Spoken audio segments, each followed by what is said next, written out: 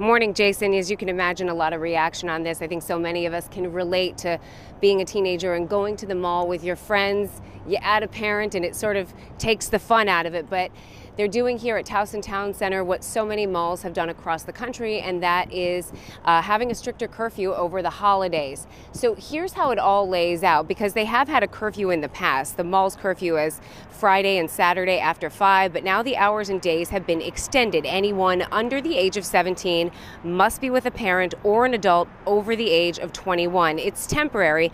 Those changes will be in effect through next Tuesday, January 1st. Now, part of the thought of that is that there are just a lot of people shopping at the mall, and certainly a lot of kids who are out of school who are there. So the company that manages the mall is calling this the new parental guidance requirement, and that basically requires that person, that adult, or a person over 21, a parent, has to be with that person. And one adult may accompany up to 4 youths. All youths who are with someone have to be with that supervising adult at all times.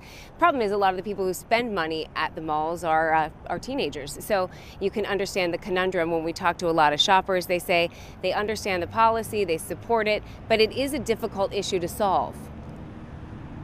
If you're trying to just shop and get in and out and you got a bunch of kids just, roaming around fighting or carrying on, it makes it difficult to make your shopping trip, go a little bit smoother if they're accompanied by an adult, because they're not going to be out of control when they're in the mall. They're just going to be there for what they're there for.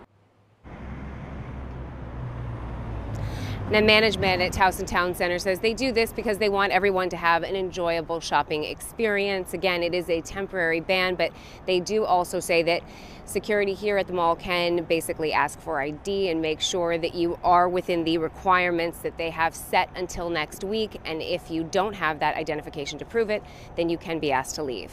Reporting live in Towson, Megan Pringle, WVAL TV 11 News. All right, Meg, thanks. 6:08 right now, 27 degrees out at the airport. And coming up at 6, an update on the teen killed during a crash in Anne Arundel County, what we're learning about the victim. Plus, another warning to residents in Indonesia, the steps officials are taking to prevent even more damage following last week's tsunami. And good news for Supreme Court Justice Ruth Bader Ginsburg, an update on her health status following her most recent surgery. And as we get started on this Thursday morning, bracing ourselves for more rain. Yeah, it's cold and dry for now, but we have some heavy rain on the way. We'll have the clouds building in today, and we could see at least an inch or more across the area. I'll talk about when the heaviest rain is expected to fall coming up in your forecast. Stay tuned. Weather and traffic after the break.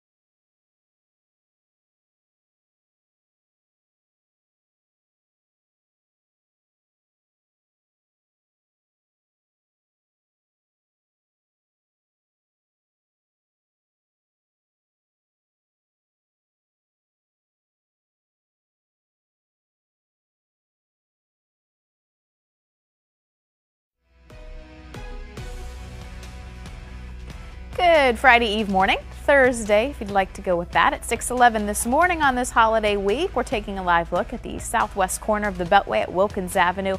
No problems there. Inner and outer loop traffic moving just fine. We've seen light volume so far this week. We're going to keep that roll going for you. Well, we'll hope at least.